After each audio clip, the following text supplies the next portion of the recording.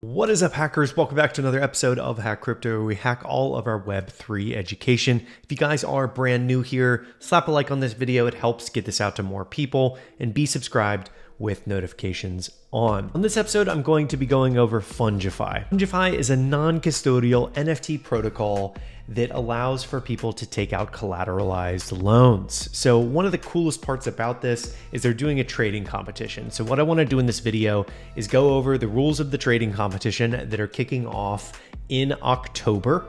And I am also going to be talking about the actual platform itself. There's a lot going on with this platform right now. There's two different tokens, a governance token and an index token to talk about.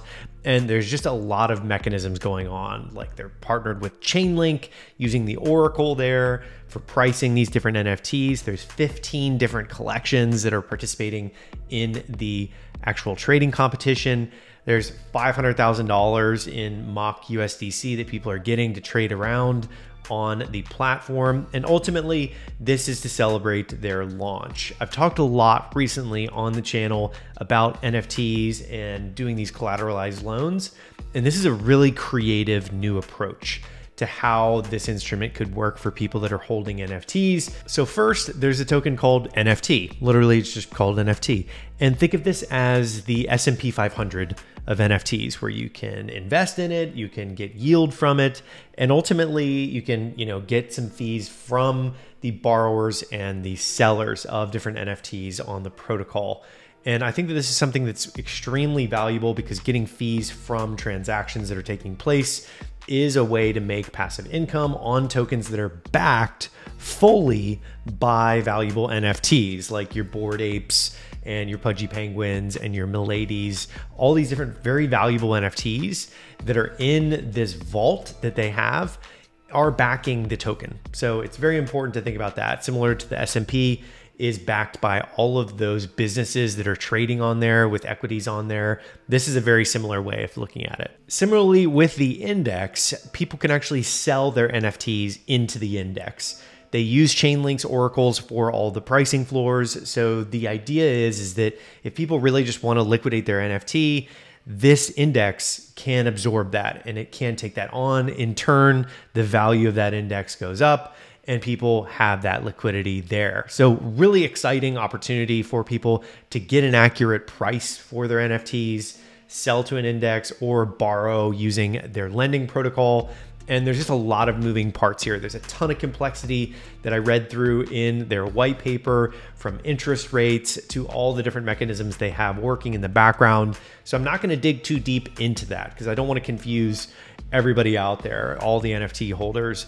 So first and foremost, there's the market vault. This is where you get the liquidity for your NFT if you wanted to sell it to the index, but also if you wanted to borrow against it. The market vault helps do that. Next up, you have the Oracle. This is where they've partnered with Chainlink to really get accurate pricing for these different NFTs. This is how you could kind of look at it as an NFT bank. So you're able to know the actual pricing, and your appraisal is accurate because it's using Chainlink's oracles. So there's a ton of details to dig into on their white paper, with redemption mechanisms, the interest rates, the fees for borrowers, things like that. There's a ton of different details in here, and I want to cover that on another video in the future. In a couple months, I want to check back in after their launch just to get you guys fully updated on the Funge token as well as the NFT index token. Funge token is the governance token that is going to allow the community to really get involved and govern the protocol here. And ultimately, that NFT token is going to be providing fees for people to get paid in passive income when people are transacting with the protocol. So it's really a lot of moving parts, a lot to unpack in this video, but I want to make sure that we cover the competition for people to get involved, play around, have some fun with the 15 collections that are on there. And ultimately, you could win a Bored Ape as number 1, win a Pudgy Penguin as number 2, and win a Milady as number 3, and play around with 500K in paper money. What I do want to do is dive onto their website. I'm going to show you the platform and the application's testnet that they currently have.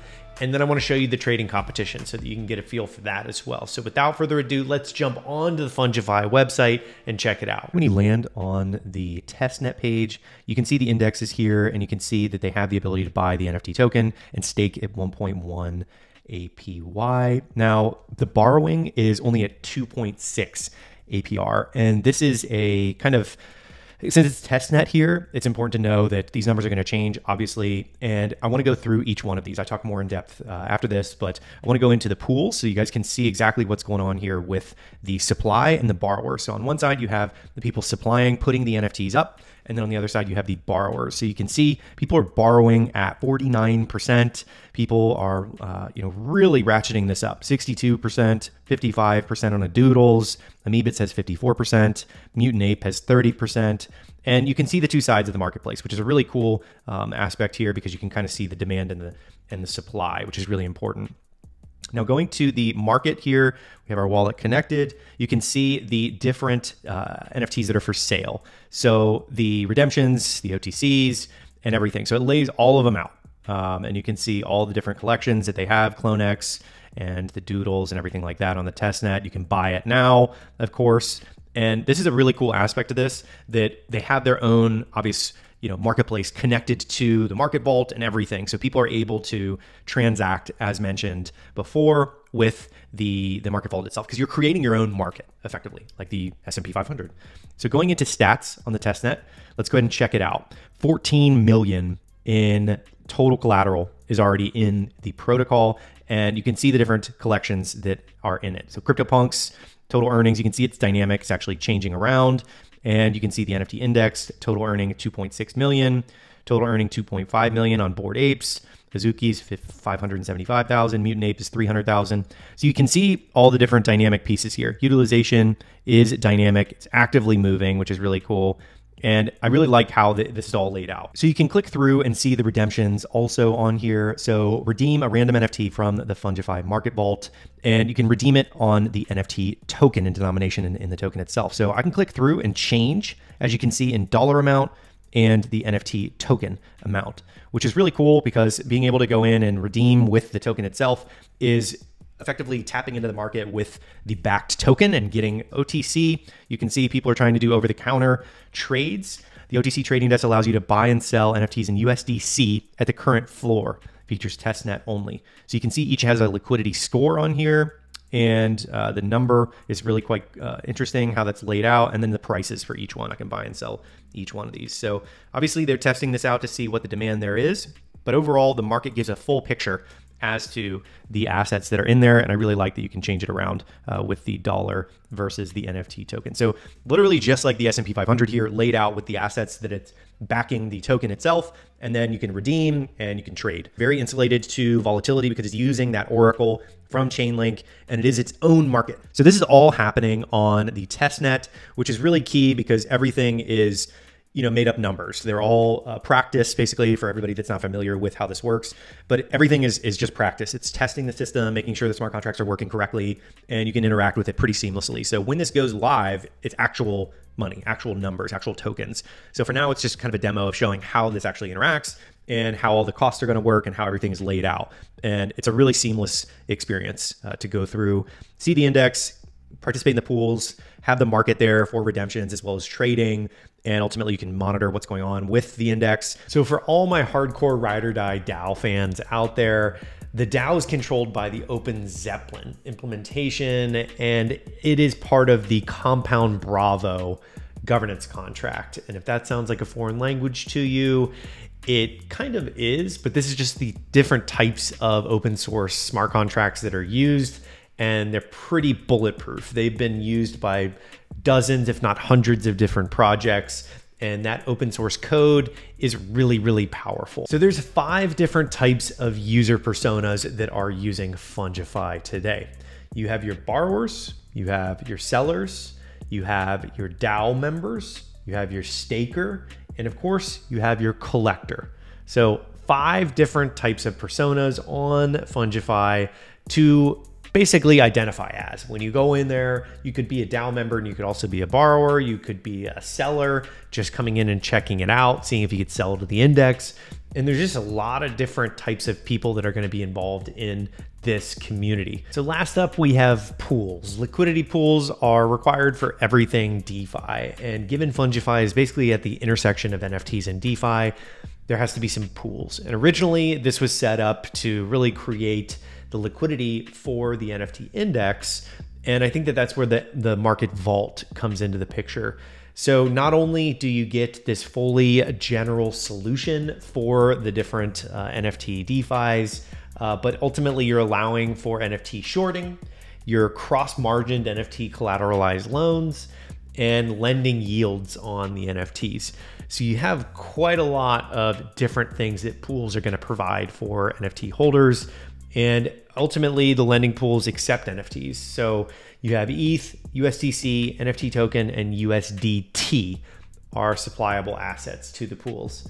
And having those 4 different assets that you can supply in there with all these different NFTs is like this compounding value add where you have the market vault with the NFTs in it. You have these pools where you're pooling together all these different assets, and you have all these different functionalities that are going to be part of that. So a ton of complexity here, but ultimately you need liquidity and you need the ability to borrow against it. That is what this is all about at the intersection of NFTs and DeFi. You need those 2 use cases. So it's cool to see them adding all these different pieces for collateral and the liquidity there. Loan to value ratios are always key to look at here. About 75% is where it tops out at. And of course, the sale mechanics, you're going to be paying a 2% spread for the sale value of the NFT.